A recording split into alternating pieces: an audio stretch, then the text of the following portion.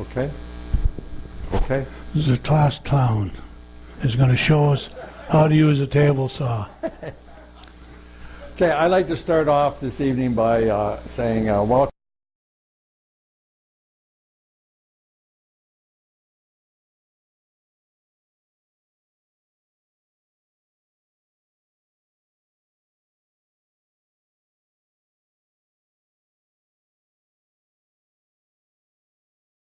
First of all, I think it's important that before you even start work on the table saw, put your hands up in the air like this here, you count your fingers. Okay, now at the end of the day, when you get done, you put your hands up in the air again and you count your fingers. If you had the same number of fingers, you were successful. Okay, if you don't have the same number of fingers, you can have a problem. Any problems that come with the table saw are usually the person that is operating the saw. An error, it could be distracted, lose concentration, and it can be just a matter of a split moment. You'll know when it happens because it'll feel like a sliver, and there is a definite sound to it, and you'll never forget that sound. Okay? So, and Kid's not here because he knows the sound too. The first thing we do is, how do we dress? Okay, we want to dress to make sure that we have safety glasses, if you that way inclined. No jewelry, no watches, no ties. Old days, I think people used to wear ties when they're doing this stuff. No ties and no rings. All this stuff can get caught in the blade. So we don't want you to have that stuff on. If you have long hair, we want it done up or under something, cap or whatever, so that when you bend over and that it won't, if you're bending over, it won't tangle in the saw.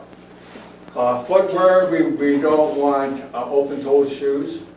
You know, you drop your wood, drop your plywood. I usually wear safety shoes. I'm not saying you have to wear safety shoes, but just make sure you have a good pair of shoes that if you drop the wood in that, it's not going to hurt you. Okay? When we start, the first thing we're going to do is before we even turn the saw on, we want to check the area around the saw. This goes for here as well as at home. Make sure that where the piece of wood that you are going to cut, whether it's plywood or whether it's board feet, that you have the distance around the saw that you need without tripping over stuff. Nothing's worse than to get halfway through a cut and you run into a chair or your workbench.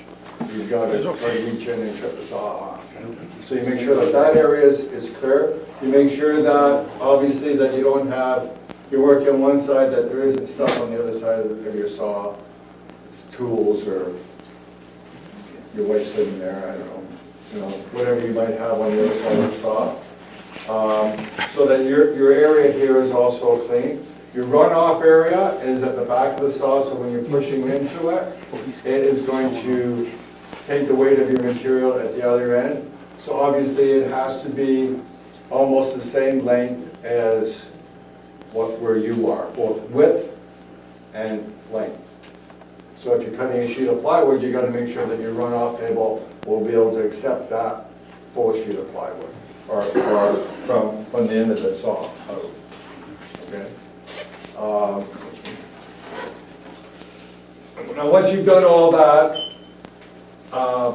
and I've cut without a runoff table, and I find it very difficult when you're trying to cut a sheet of plywood, balancing the sheet of plywood and trying to turn the saw off and on, and sometimes the feet aren't long enough to hit the button, and so it's advisable that you face safety reasons that you end up with a runoff table.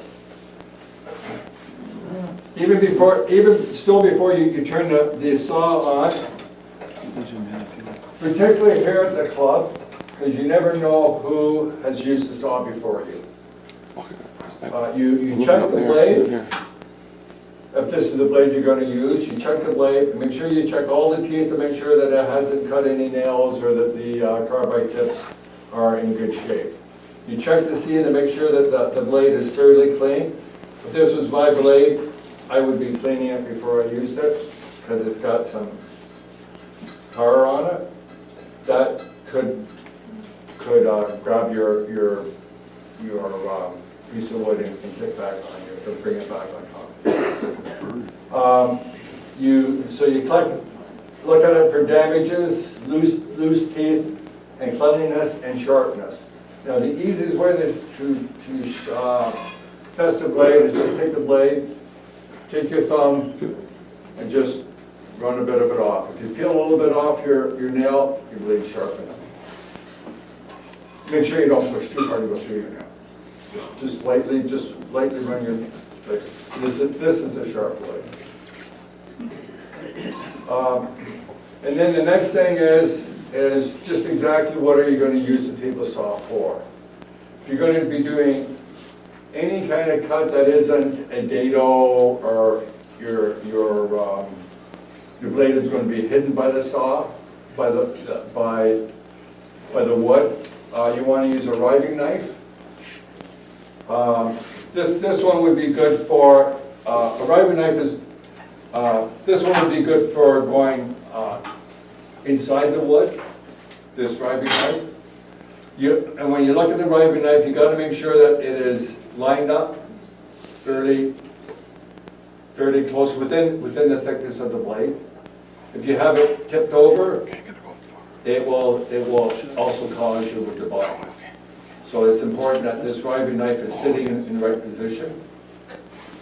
For this saw here, it's fairly easy because you just crank the saw blade right up, and there's a little bit black button in here. You just move this aside. Watch you don't drop the blade on the ground. You just pull this black knob out, pull this up, and you can take this riving knife off and put this one here on. The advantage of this riving knife is the fact that it has this contraption. It's got a fence here. It's got a riving knife inside, and it's got a kickback stopper, so the wood can't come back on you. Okay, and this will go. You just drop it after you put this on. You just drop this inside there like that. Now the advantage of using this over anything else is obviously that your fingers get too close, you're going to hit this first. Right? You're going to feel that first. The danger zone is usually 3 to 6 inches away from the blade this way. This way, 3 to 6 inches, and out here. So if you within that area, they suggest that you use a push stick. So you have to know what kind of cut you're also going to use. You can also use this if you're going to use a cross cut, which is with the miter gauge. So the miter gauge will wrong side.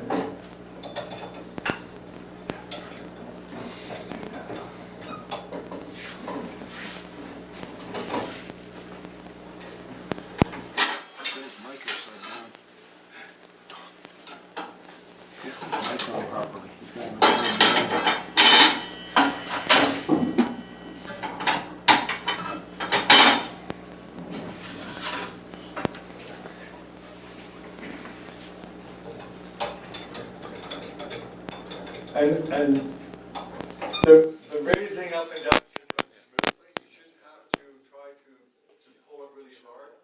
It should run up and down smoothly. If it doesn't, the main problem is with the gears underneath. They just need to be cleaned up and a little bit fine. So there's nothing wrong with the saw. It's just that it's not clean. And it's the same way with the bevel. If you're using the bevel on this side, if it feels really here inside the saw is covered in sawdust. It just needs to be cleaned. It's been cleaned for a while. The miter saw, the trick with the miter saw is to measure, and check You can also use the fence for the miter saw. If you're cutting the board on a flat, if you're cutting it upright, it might be a little, on the side, it might be a little harder. But the trick with this miter gauge is that you bring it up. Now you guys, people can't see. You bring it up and check to make sure that the flat piece across here does not go past the blade. So that when you're cutting, you're just a little bit away from the blade, you put your wood down and you cut. Now if you don't do that and you don't check that, this is what happens. It cuts through your miter gauge. So it's important that you do check to make sure that your miter is away from the blade.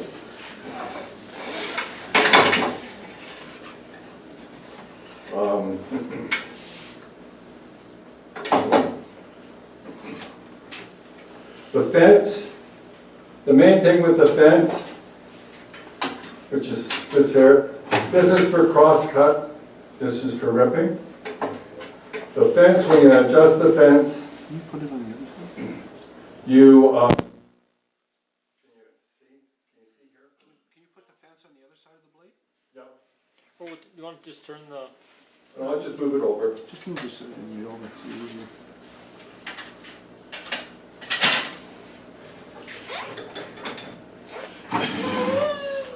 When you set the fence up, the idea is that you measure from your blade over to your fence, and it's a good idea to check to make sure that all measurements are the same. So usually what I do is I measure from my blade over, then I'll lock it, just lightly lock it, then I'll take these miter grooves here are always parallel to the blade. So then I take all my measurements from here over to here, to my fence, and I'll check here to here, and here to here. Then I know that this is set square, and this should be able just a hair. They say a business card thickness difference. So that's very, very small.